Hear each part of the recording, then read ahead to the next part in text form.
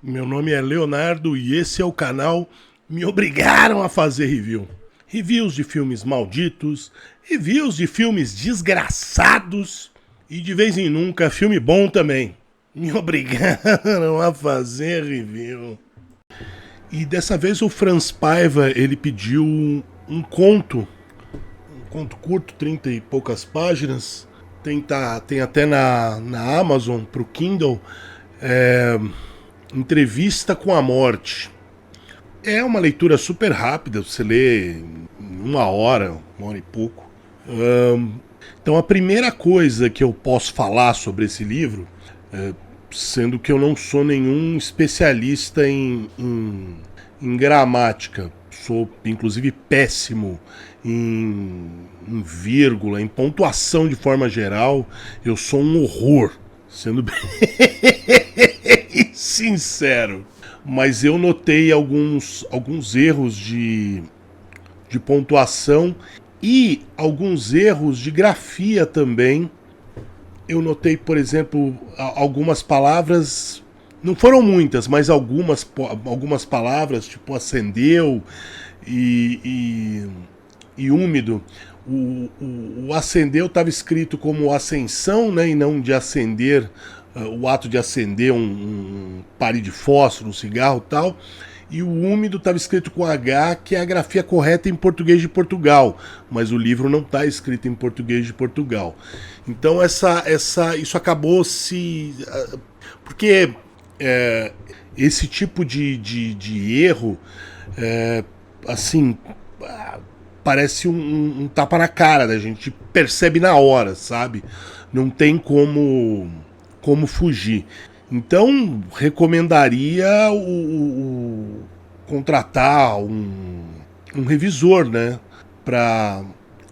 Já que aparentemente o editor não fez isso, mas vai ver, às vezes não tem nenhum editor, né? Porque é a facilidade de se escrever livros hoje.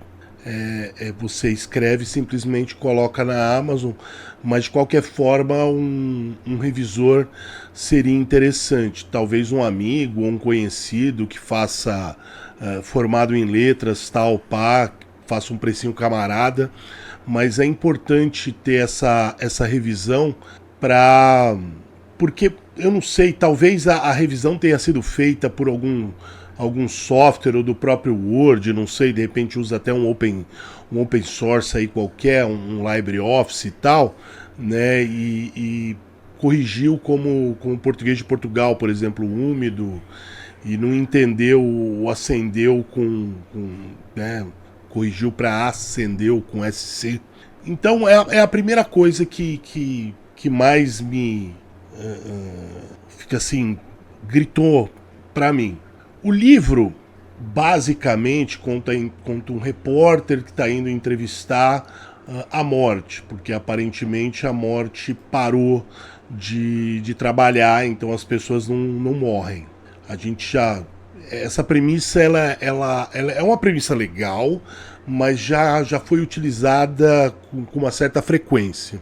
E o livro é dividido em partes que são, na verdade, né, os 5 estágios do luto. Né? Você tem ali o negação, raiva, barganha, depressão e aceitação. O livro é dividido nesses 5 estágios do luto. Eu entendo que, de repente, você pode falar que o livro foi escrito como uma forma de projeção feita pelo... que eu não vou entregar o final. Pelo escritor, né? No caso, o jornalista, né? O repórter. Então, você pode falar, não, é uma projeção desse repórter. Só que ele não vai fazer muito sentido por conta do final, né? Essa projeção. Acaba não fazendo muito sentido. A segunda coisa em relação a escrever esse texto usando os 5 passos do luto é que esses sentimentos são externados pela morte, ou como o livro, o repórter, o Malcolm chama, de Senhor Morte. Então, esses sentimentos partem do Senhor Morte e não fazem sentido, porque A morte começa dizendo que tá tirando umas férias tal, e aí ela entra no começa negando, né? Ah, tô tirando umas fériasinhas aí e tal, tô meio de saco cheio tal. Aí entra a raiva, né? Um ódio pela humanidade,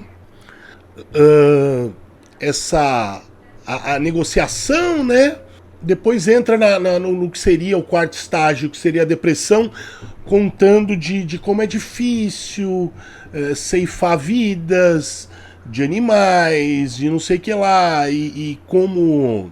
E a gente não vê a vida como ele vê, então, né, ceifar bebês no útero que ainda nem se formaram, animaizinhos que morreram de fome ou por crueldade dos humanos, tal, porque na raiva tudo era culpa humano mal, humano isso, humano egocêntrico, humano egoísta, humano blá blá blá, humano isso, humano horroroso, tal, pá. E aí depois vira um negócio melodramático. Do meio pro final, se transforma em algo extremamente melodramático, sabe? Quando entra nessa questão do meio pro final não, no último terço, vai. Quando entra nessa questão não, porque ceifar vidas, animais, não sei o que, boas pessoas, heróis que morreram para salvar outro e bababá.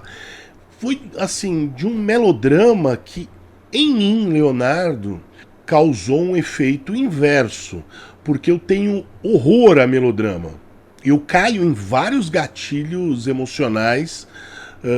Haja visto alguns animes, alguns livros, algumas séries, enfim, filmes. Eu caio em vários gatilhos emocionais, mas quando eles são melodramáticos, eles me causam um efeito inverso. Eles me causam um efeito de desdém completo. Se eu tenho algum sentimento, é um sentimento de tipo, às vezes até nojo, sabe? É um desdém assim absurdo que eu sinto por melodrama. E eu sei que eu não sou o único. Assim como eu sei que tem gente que adora o melodrama.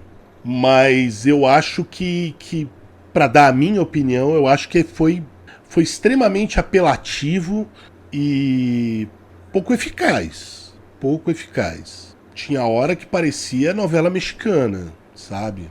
Muito melodramático. A questão da raiva também me incomodou profundamente, porque a morte, não, eu não quero mais trabalhar, entendeu? Porque eu tô estafado. E eu tô estafado porque os seres humanos são malignos, são destruidores, é o único ser que sente prazer em destruir outros seres, o que não é verdade, né? Várias coisas você pode encontrar em sociedades símias, né? Inclusive guerra por território, morte por ciúme, né? Macacos matam por ciúme. E tantas outras coisas que a gente atribui só ao homem e tal. Então, o que me incomodou? Enquanto estava reclamando que ao homem o homem atribui-se qualidades únicas, como se fossem os maiorais e tudo mais, a própria morte acaba corroborando isso, dando esses exemplos, tipo, o único animal que faz isso, o único não sei o que. Não é o único que faz isso. Diversos animais fazem isso.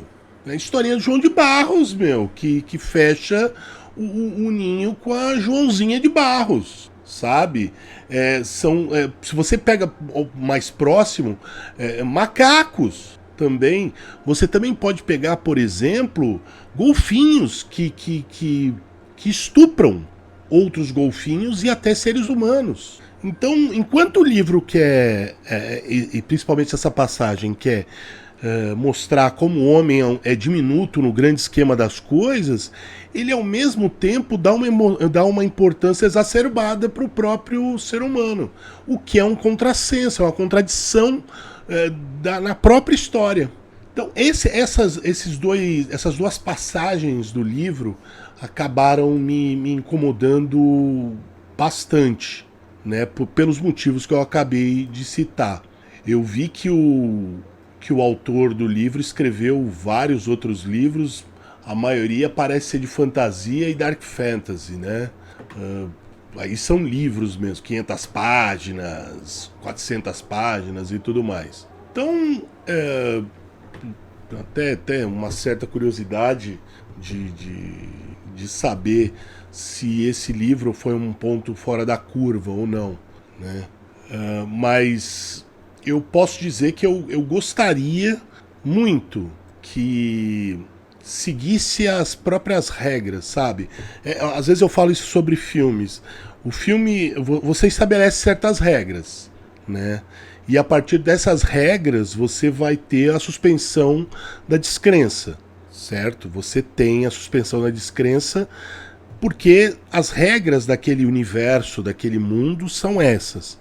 Mas aí, em determinados lugares, em determinados filmes e até livros e tudo mais, a regra muda de acordo com o que o autor precisa, o roteirista precisa. Então a regra é extremamente. Pode ser dobrada e quebrada se houver necessidade. Parece que uma coisa de que reler. Um amigo meu falava que escrever é reescrever, na verdade, né? Você escreve, relê, corrige. Reescreve, relê, corrige. Reescreve, relê, corrige. Até uma hora que ou você está de saco cheio de reescrever, ou você está minimamente satisfeito com o que você escreveu. Você não está 100% satisfeito. Nunca está. Se uma pessoa está 100% satisfeita com o que ela escreveu, as chances daquilo dar errado são maiores. E eu acho que esse foi um erro do livro. Ele coloca as regras e aí ele muda as regras, né? Ele prova aquilo que estava querendo refutar. Se você lê ali usando um pouquinho de lógica, você acaba percebendo isso. Não vou dizer que eu sou especial por ter visto isso e que muitas pessoas iriam passar por essa questão sem perceber. E sim, muitas pessoas iam passar por essa parte do livro e não perceber a contradição naquilo.